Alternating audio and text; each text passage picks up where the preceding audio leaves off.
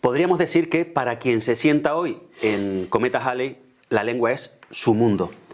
Entrevistamos a Humberto Hernández, doctor en Filología Española y catedrático de universidad, quien, entre otras muchas cosas, hasta hace nada ha sido presidente de la Academia Canaria de la Lengua. Vamos a conocer más a fondo todo acerca de su obra estudiando los entresijos del idioma español y también aspectos relativos a su trayectoria vital. Humberto, bienvenido. Bien hallado. Gracias por subirte a este Cometa Halley. Me preguntabas hace unos días de qué iba la entrevista que te íbamos a hacer hoy. ¿Qué te esperas? ¿Qué crees que te vamos a preguntar? No tengo nada que ocultar. Bueno, pues vamos a empezar por el principio, si te parece. Naciste en Venezuela, ¿Sí? En el año 51. Sí. Y eres más canario que el gofio. Más canario. ¿Por qué en bueno, Venezuela? No sé, sí, soy canario, pero también venezolano, es curioso. Sí. Porque Siempre lo recuerdo cada vez que tengo ocasión. Bueno, precisamente ahora me acaban de publicar una biografía en un libro de filólogos españoles de los años 50, ¿no? Y entonces manifiesto eso, ¿no? Que nací en Venezuela y a los 5 añitos me vine para Canarias, pero nunca dejé de ser venezolano, porque mis padres trajeron para acá, lingüísticamente hablando, sí. Trajeron para acá el español venezolano. Ajá. Entonces en casa, bueno, pero lo trajeron pero completamente íntegro, ¿no? Entonces en casa se hablaba venezolano. Y, sí. Y hasta yo mantengo ahora también recuerdos y las palabras del español venezolano. Que de hecho, no hace mucho publiqué un artículo relacionado con este asunto, ¿no? En la prensa, ¿no? Las palabras de los que han vuelto. De los que han vuelto. Y vamos, me he dado cuenta de que hay una cantidad de venezolanismos enormes. Sí. Aparte de todos los venezolanos que han vuelto y descendientes que se han instalado en Canarias, ¿no? Sí. Entonces digo que no solo soy canario, sino venezolano. También. Bueno, Canarias también es un poco Venezuela. Exactamente. Al fin y al cabo. Bueno, hasta los 4 años supongo no tendrás muchos recuerdos de Venezuela, casi ninguno. Ayer lo recordaba con mi mujer y con mi nieto, que tiene esa edad, más o menos 4 o 5 añitos con la que yo me vine, ¿no? Y yo le preguntaba, este chico recordará esto, y yo tengo unos recuerdos. ¿Sí? ¿Qué recuerdas? No se recuerda estar en un parque zoológico, no sé, cosas así, en la azotea de la casa, en fin, viendo los aviones, porque vivíamos en Maiquetía, cerca del aeropuerto, ¿no? Sí, recuerdas algunas cosillas. Qué bueno. ¿Llegaste con 4 años a Tenerife directamente? Sí, directamente a Tenerife. ¿A qué zona de Tenerife? Al sur. Mis padres son del sur, en aquella época sur profundo, ¿no? de Guía de Isora, ¿no? Mi madre procedía de Adeje y mi padre de los cristianos y montaron la familia en Playa de San Juan. Sí, el sur de la isla, muy al sur. Sí, muy al sur, ¿no? Aquello era un poblado de, no sé, un poco, habrá 1000 habitantes, no creo. Creo que 5000 en aquel tiempo, había 5000 en todo el municipio, ¿no? Y allí mi padre construyó una casa y montó sus negocios, ¿no? Y en fin, y allí hicimos nuestras vidas, ¿no? ¿Cómo recuerdas esa etapa de tu vida? Magnífica, preciosa, sí. ¿Qué hacías allí? Playa de San Juan era un pueblo. Bueno, he de decir lo siguiente, ¿no? En el pueblo la educación era, en fin, bastante primaria en todos los sentidos, ¿no? Una escuela de estas unitarias, ¿no? Y mi padre, en cuanto pudo, pues me puso en algunas academias de guía, en la zona alta, ¿no? Y cuando cumplí ya los 8 o 9 añitos, tuvo la brillante idea de traerme aquí a Santa Cruz interno a las escuelas pías. En fin, se lo agradeceré eternamente, lo quiero muchísimo, pero no fue una buena idea. No fueron a estas edades meter a un chico. No lo pasaste muy bien, digamos. En fin, uno siempre se olvida de lo malo, ¿no? Sí. Y tengo buenos recuerdos, ¿no? Pero quizás el aliciente que tenía era que tenía que estudiar cuando estaba aquí, porque para ganarme el verano plenamente en el sur, ¿no? Los veranos allí eran maravillosos, ¿no? Los veranos eran en la playa, pescando, buceando, nadando, etcétera, que es lo que a mí me gustaba, ¿no? Bueno, ¿y cuándo apareció la lengua, el idioma español, el interés por la lengua en tu vida? ¿Ya en esa infancia de 9, 10 años?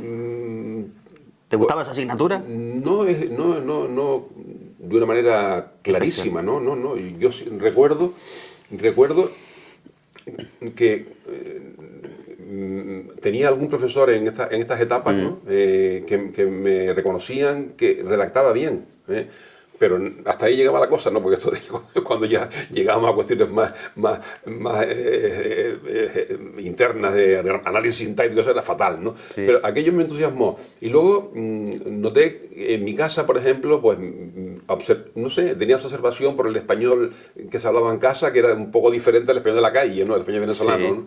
Y mi madre era una excelente contadora de historias, ¿no? Y me gustaba oírla, ¿no? En fin, y luego cuando acabé bachillerato, que lo hice por ciencias precisamente, ¿no? Ajá. Hice bachiller de ciencias en aquella época, Sí, tenía ciencias o ciencias o letras, ¿no? Sí. Y lo hice por ciencias y tenía una cosa clara, yo quería ser docente, ¿no? Y me matriculé en magisterio.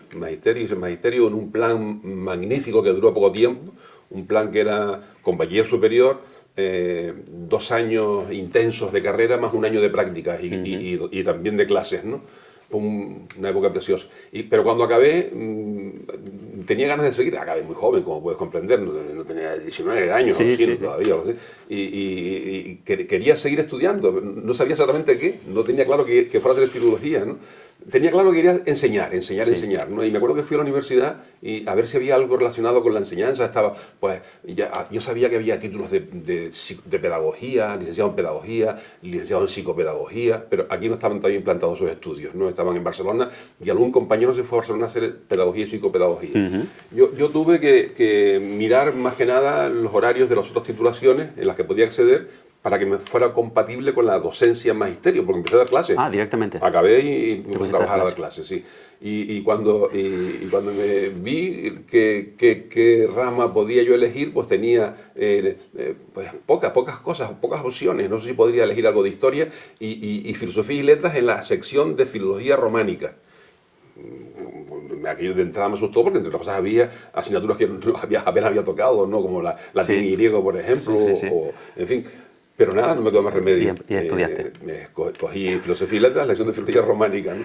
Con tan buena suerte que, en fin, probablemente había ya en mí alguna semilla que mi madre había implantado desde el gusto por la expresión, por la palabra, ¿no? Pero me encontré con buenísimos profesores, Sí. ¿no? Que me entusiasmaron, ¿no?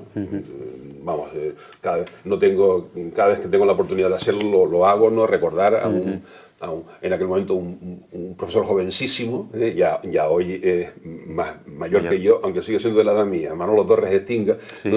Lo conocerá, te sonará un catedrático, fue catedrático de instituto, luego estuvo trabajando como funcionario en el gobierno de Canarias, en el Parlamento, ¿no? Y Manolo dio unas clases maravillosas, ¿no? de lingüística general. Y más fue ahí adelante, donde te enganchó me enganchó, toda sí. la historia de la lengua. Luego con Ramón Trujillo. Sí. Ramón Trujillo ya, en fin, ya me deslumbró, ¿no? Tuvo una época estupenda. Sí. Había buen profesorado, ¿no? Incluso algunos profesores que vinieron de fuera, ¿no? Reino de Salvador, etcétera, ¿no? En fin. Bueno, todo empezó ahí hasta convertirte, que nos enseñabas un libro antes, en uno de los más reputados lingüistas de Bueno, eso nuestro no lo país. digo yo. Bueno, lo digo yo. Pero vamos a empezar a meternos en materia. ¿Es lo mismo el español que el castellano? Bueno, es una cuestión terminológica, ¿no? Depende de cómo lo interpretemos, ¿no? El problema que ocurre con esa palabra es que con la palabra español no hay ningún problema. La lengua española. El español es el español que hablamos desde el norte peninsular hasta Puerto Arenas en Chile, ¿no? En todo el mundo hispanoamericano, ¿no? Ese es el español. Castellano es una palabra polisémica. Sí. Polisémica, que puede significar español, Sí. o puede significar español hablado en Castilla. Puede significar las dos cosas. O sea, puede hacer referencia a la lengua española o puede hacer referencia al dialecto del español hablado en Castilla. Ese es un problema que tiene la palabra castellano. Es polisémica con dos significados. ¿Qué es lo que se recomienda? Bueno, yo siempre he defendido, aunque la administración no lo haga así, yo siempre he defendido que se hable de lengua española como se habla de lengua inglesa, francesa o italiana o alemana, ¿no? El problema es que, bueno, aquí intervienen incluso cuestiones políticas, como puedes entender, ¿no? ¿Por qué la Constitución dice que la lengua oficial de España es el castellano? ¿Por qué lo dice? Hombre, porque ahí hubo disputas, porque se decía, bueno, entonces el catalán no es una lengua española y el gallego no lo es y el euskera no lo es. Sí lo son. Entonces, ¿qué es lo que yo sugiero o recomendado siempre a los alumnos? Que usen español cada vez que hacemos referencia a nuestra lengua, en relación con las otras lenguas del orbe, ¿no? Cuando hablemos del español en relación con el inglés, con el alemán, con el francés. Ahora, si hablamos de nuestra lengua en relación con las otras lenguas españolas, con el gallego, el catalán, el euskera, entonces ahí hablamos de castellano. Vale. Para que ellos no puedan decir, oye, que también son lenguas, también somos españoles. Sí. Entendido, además muy didácticamente explicado. Se te ve esa vena de profesor que no has perdido en ningún momento. ¿Y qué hablamos en Canarias?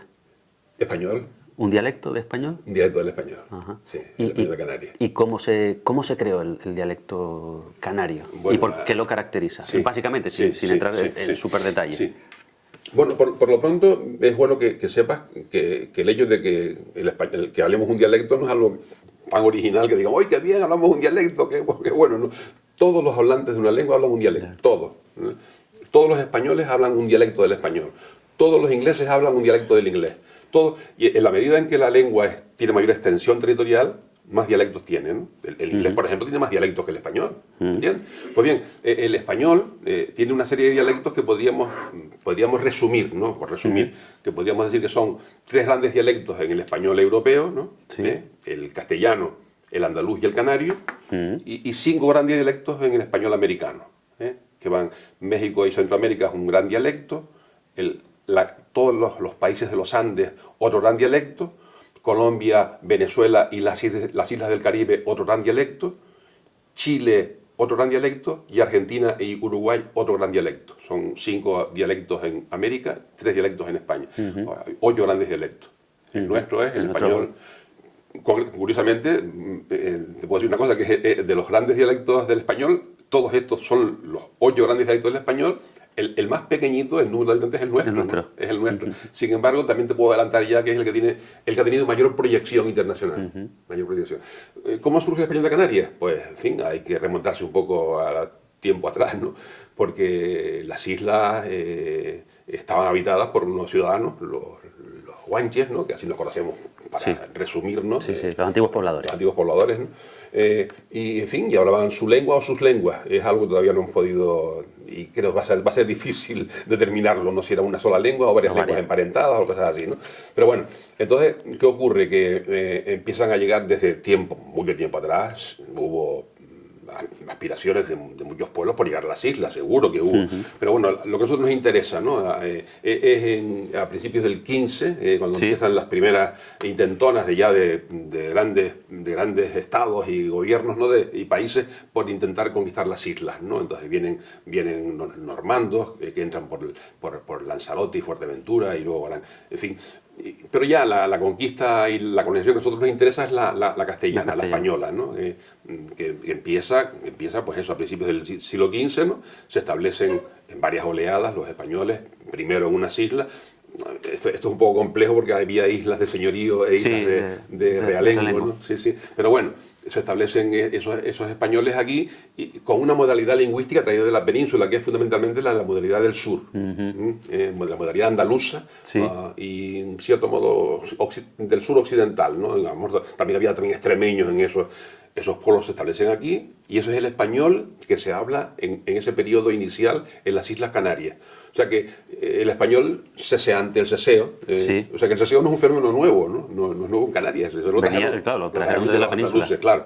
¿Qué ocurre después? Pues mira, que luego hay una serie de relaciones con otros pueblos, de entrada estos colonos y conquistadores, vamos a hablar, se encuentran con que había unos ciudadanos que hablaban sus lenguas, ¿no? Los guanches hablaban sus lenguas. Pues bien, esas lenguas que se hablaban no desaparecieron de hoy para mañana, pues mira, hay alguna influencia que se mete en el español hablado en las islas, ¿no?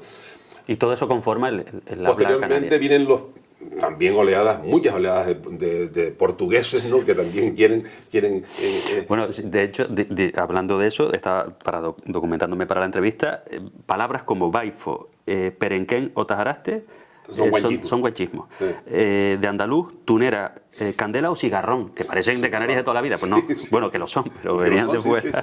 Sí. Y otras portuguesas como, por ejemplo, engodo o fañoso. O guachincho o fotingo incluso, guachinche. De portuguesas a veces estamos hablando español y hablamos portugués. La cantidad de portuguesismos es enorme, ¿no? Hay probablemente más de 1 millar de portuguesismos que están vivitos y coleando, ¿no? Desde tongarse, tonga, cumplido, en fin, hay fañoso, como estoy yo ahora, por ejemplo, ¿no?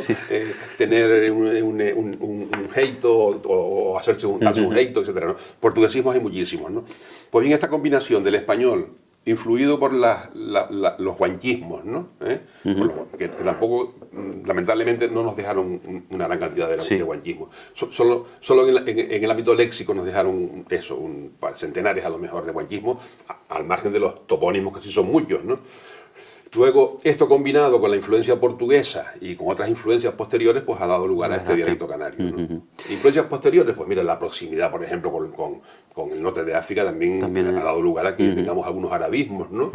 E incluso con las relaciones de Canarias con las Islas Británicas, pues ha dado lugar a que tengamos aquí algunos anglicismos que se han adaptado al español de Canarias, que sé yo, como piche, por ejemplo, o queque, o naife en Las Palmas, naife, un cuchillo, naife, o sea que tenemos también la chercha de Puerto de la Cruz, es un anglicismo clarísimo, ¿no? O sea que tenemos toda esa combinación de elementos que perfectamente estructurados constituyen el dialecto canario. ¿Por qué, Humberto, ha habido, yo creo que eso se está perdiendo, pero esa sensación de que los canarios hablábamos mal al no pronunciar las zetas ni las ses? Sí, eso es yo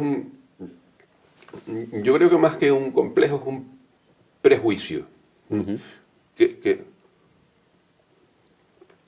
Porque un complejo es algo que uno tiene de forma innata, que se considera inferior. Y un prejuicio es cuando alguien te quiere hacer creer que tienes un déficit, ¿no?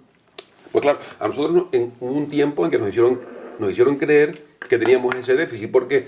Porque en la escuela nos enseñaban una norma lingüística que no era la nuestra. Entonces, claro, si yo hablaba con toda naturalidad en mi casa y hablaba tú decías de fotingo, de jeito, y aspiraba a las S finales y decía folelé en lugar de y cigarrón en lugar de saltamontes, y luego llegaba a la escuela y me decía, no, folelé no, es libélula. No digas los ojos, di los ojos, las ocho, di, en fin, empezaban a corregirme, entonces me estaban suprimiendo todo mi conocimiento lingüístico anterior. Entonces ahí aparece la falta de espontaneidad a la hora de expresarme, ¿no? Que luego se traduce en lo que llamaban complejos, ¿no? En fin. De ahí, pues eso, que haya gente todavía que entiende que pronunciar las S finales, que pronunciar las Z o usarle el vosotros en lugar del ustedes, es lo correcto y lo otro no. Es mejor, más correcto lingüísticamente hablando, ¿no? Otro tema que te he visto en uno de los artículos que has publicado en prensa, los peninsulares creen que decimos muyallo en vez de muchacho. ¿Sí lo creen? O colle en vez de coche. No, parece que sí. A mí eso me enfada muchísimo. Sí. Siempre exageran. A ellos les sonará así, supongo. Exageran un poco, sí. Hombre, tiene una razón. La articulación de la che nuestra y la de ellos es diferente, ¿no? Como la S nuestra y la de ellos, ¿no? Son pronunciaciones diferentes. La nuestra es una pronunciación más adelantada, con mayor sonoridad, ¿no? Entonces a ellos les suena más a ye, pero no es una ye, ¿no? No es una che. Tú vas a un peninsular y dices, oye, escucha bien lo que tú dices, y coche, ¿qué digo? Pero bueno, un poco también para bromear con el asunto, ¿no? ¿Qué es un canarismo? Una buena pregunta, ¿no? Buena pregunta. En principio, así, líneas generales, ¿no? Se entiende por canarismo, en principio, aquella palabra o uso exclusivo de la modalidad del español hablado en Canarias. Ese sería un canarismo. Claro, el problema es determinar cuándo ese uso es exclusivo, ¿no? O sea, decimos, por ejemplo, que gofio es un canarismo, que guaga es un canarismo, que tenique es un canarismo. O sea, cualquier portuguesismo, cualquier guanquismo, cualquier arabismo que esté integrado en Canarias y no se hable en otros lados, es un canarismo. ¿Qué ocurre? Que afirmar rotundamente que la palabra en cuestión, que esa voz que llamamos canarismo no se usa en otros lados, es un poco complicado, ¿no? Hombre, decimos que gofio es un canarismo por narices, pero bueno, y si vas a Venezuela y te encuentras que en el supermercado están vendiendo gofio, claro, ya. Claro, o sea, muchos canarismos es verdad que también traspasan las fronteras del ámbito canario, pero en principio es eso, ¿no? El canarismo es la voz, la expresión, o la construcción, si quieres, sintáctica, que está circunscrita al ámbito del archipiélago, de las islas, ¿no? Sí. ¿A qué ámbito? Pues mira, hay canarismos que están limitados a una isla, a lo mejor. A una isla, a un grupo de islas. Por ejemplo, yo diría que dentro del dialecto canario dos grandes modalidades dentro del dialecto canario de las islas orientales y el de las occidentales, ¿no? Luego, sí, perdona. Es que ahora me vino a la mente, que no sé si tenemos que forzar a que se mantengan las expresiones o esos canarismos que quizás se estén perdiendo. Yo hablaba ayer con mi hijo de 13 años y le dije una expresión canaria, no sé si fue la del conejo me riscó la perra, ¿no? Y no sabía ni de la que le estaba hablando. Y me quedó la duda de si explicárselo y decirle lo que es para que él también la pueda utilizar o dejar que digamos la lengua siga su curso y si se acaban perdiendo se pierdan. ¿Qué tenemos que hacer? ¿Forzar el mantenimiento de expresiones y de palabras? Forzar nunca ha sido bueno, ¿no? con espontaneidad, utilizarla. Sí. Si tú la usas, seguro que él te va a imitar. Claro, Él te va a imitar seguro, ¿no? No lo digas ahora, tienes que usar esto en adelante, porque si no te regalo. Pero sí recuerdo que en mi época, en la época de niño, pues eran de uso común y se han perdido muchas expresiones canarias que se han perdido, que las usaban las abuelas y ya las que quedan, ¿no? Sí, sí. Vamos a ver, esto no es esto no es algo dramático para el español de Canarias, ¿no? Esto es el proceso evolutivo normal de cualquier lengua, de cualquier dialecto, ¿no? Las lenguas están permanentemente cambiando, evolucionando, ¿no? Y del mismo modo que ya el conejo me riscó a la perra, se está perdiendo, es posible que estén entrando nuevas expresiones en el español de Canarias, ¿entiendes? O sea que va cambiando, ¿no? Va cambiando. Otra cosa es cuando la expresión canaria se pierde de forma voluntaria y consciente por creerse que lo otro es más bonito, más elegante, más prestigioso, ¿no? Eso es lo malo, ¿no? Eso es lo malo. Pero que se pierdan, porque se pierden canarismos, claro que se pierden canarismos, muchísimos. ¿Por qué? Porque muchos canarismos están relacionados con el ámbito de la agricultura, de la pesca, en fin, de la ganadería, ¿no? Sí, actividades que van siendo cada vez más minoritarias. Si desaparecen las actividades, desaparecen las palabras, ¿no? Si ya no se usa el arado, sino el moticultor, pues claro. vete a preguntarle a alguien cómo se llaman las partes del arado y te dirán que es un arado, ¿no? Sí. O sea, claro, se pierde todo eso, ¿no? Pero de la misma manera que se pierden esas palabras, seguro que aparecen otras nuevas, ¿no? Sí. Bueno, pues esto igual no te va a gustar porque, claro, aparecen otras nuevas y también te he leído que no estás muy contento, por ejemplo, con la influencia que está teniendo el reggaetón y palabras que se utilizan en el reggaetón. Tenía por aquí, pues, bichote, o que significa narcotraficante, o chingar, que es una expresión que no era propia de Canarias, o utilización muy habitual de palabras vulgares que no vamos a reproducir. ¿Eso es una forma de enriquecer o de empobrecer el lenguaje? No, es una forma normal de que el lenguaje se nutra de nuevas unidades, ¿no? Otra cosa que esas nuevas unidades, claro, esto es algo de lo que no hemos hablado, ¿no? Las variedades del español no son solo los dialectos, ¿no? Sino también los sociolectos. O sea, hay modalidades que son los dialectos, que son modalidades geográficas, y sociolectos, que son las modalidades sociales, ¿no? Todos hablamos, aquí en Canarias hablamos el canario, un dialecto, pero hay sociolectos que son, diríamos, cultos, formales, otros familiares, otros coloquiales y otros vulgares, ¿no? Pues bien, yo entiendo que esas unidades de las que hablaba cuando hablando del reggaetón las situarían en el nivel más bajo, ¿no? ¿Que tienen un uso? Pues sí, en ese nivel, en el reggaetón, y para de contar, pero que no, por Dios, que no suban luego que no suban a Claro, el problema es que lo oye todo el mundo, que llegan aquí, los oye todo Dios hablando claro. Para mí es lamentable que eso ocurra. Caray, no pueden escucharse otras cosas más sí. Tú afirmas que las palabras, digamos, existen porque se usan, no porque estén en un diccionario. Es decir, que no hay que hacer tanto caso, perdona que lo diga así, pero al diccionario, sino si una palabra se usa hay que usarla y luego ya será el diccionario quien las incorpore, ¿no? Digamos que es al revés de lo que uno pensaba. Se registraban en el diccionario y luego se podrían usar. No, a la inversa. Se usan y luego se registran. Claro, así es la cosa, sí. Y hablando de diccionarios, tú has hecho unos cuantos. Sí. Me imaginaba que tiene que ser una labor inmensa, inabarcable, porque ¿cómo registras todas las palabras que hay? Entiendo que te harás uso de otros diccionarios. Hombre, es una labor inmensa e inabarcable cuando lo hizo, por ejemplo, María Moliner. Sí. U otros grandes lexicógrafos del pasado, ¿no?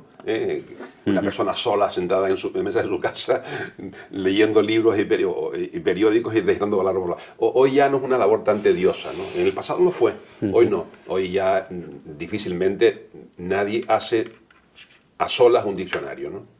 Se hacen en equipos, ¿no? O sea que sí. Cuando yo trabajaba en los diccionarios estos DSM, entre los que publicamos el diccionario clave, que tuvo mucho éxito, mucho éxito en el ámbito sobre todo periodístico, ¿no?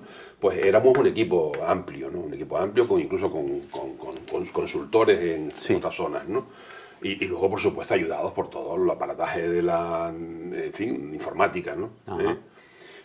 En la propia academia también trabajamos en el diccionario de dialectalismo, tenemos uno publicado, el básico, ¿no? Y estamos en uno más general, también en equipo y con medios informáticos importantes, ¿no?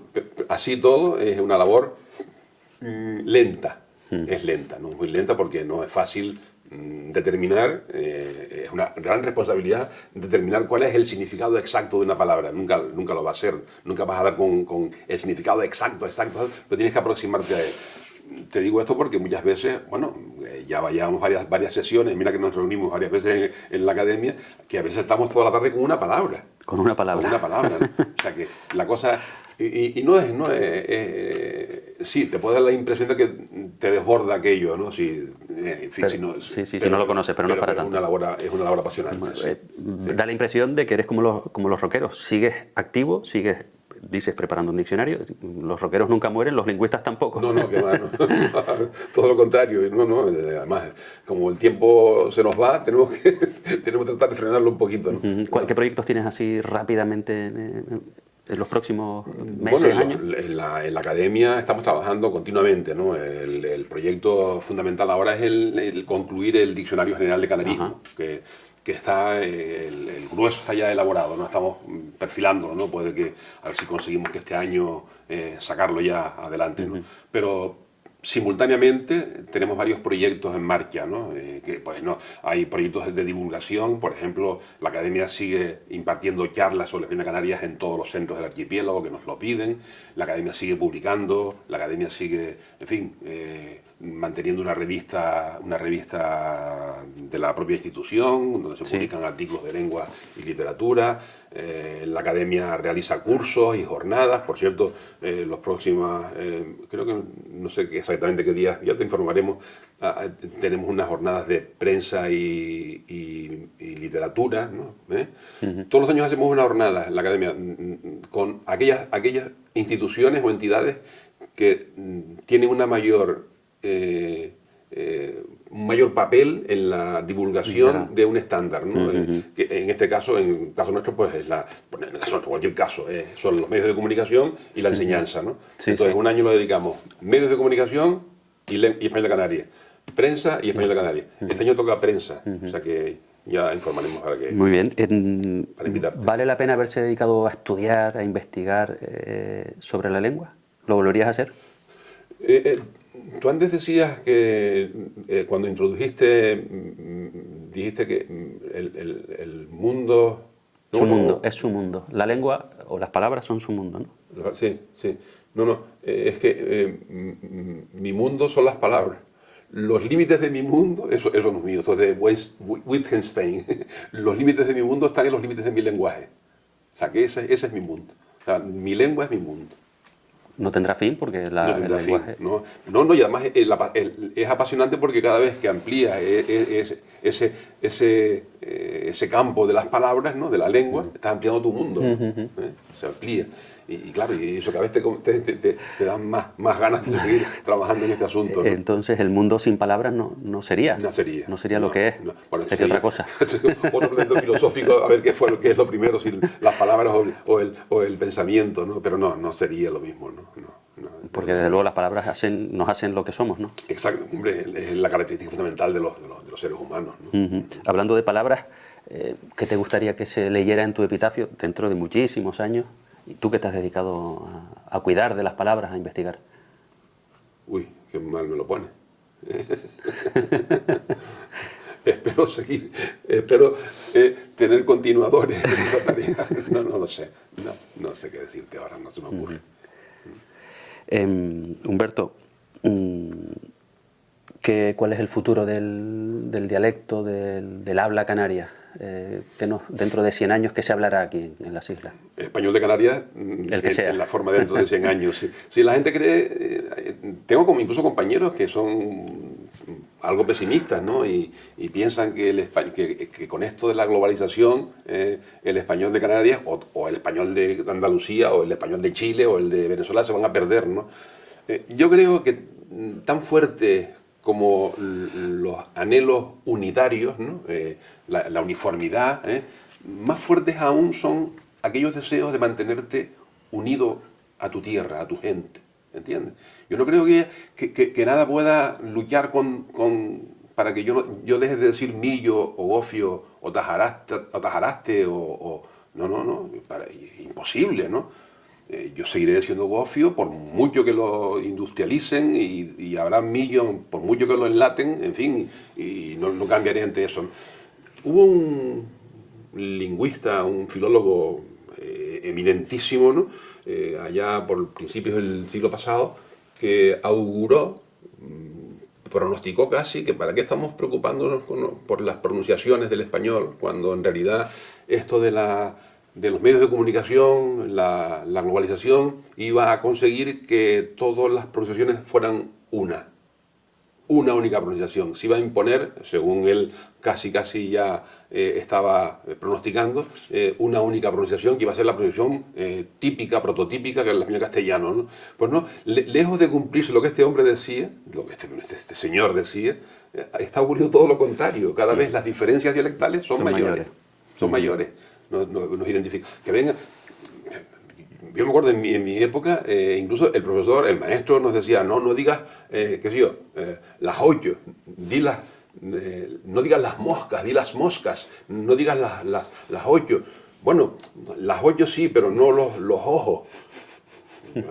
Dirá un chico hoy que no diga los ojos y las 8 y claro.